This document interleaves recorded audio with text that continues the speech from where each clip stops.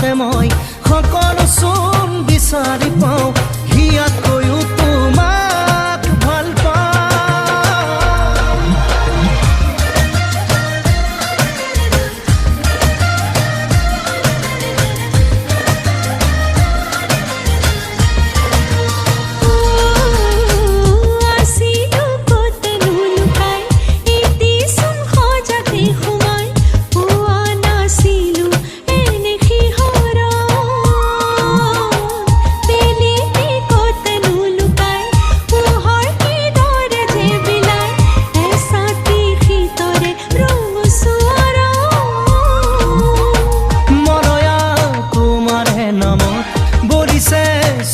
চৌ দিশে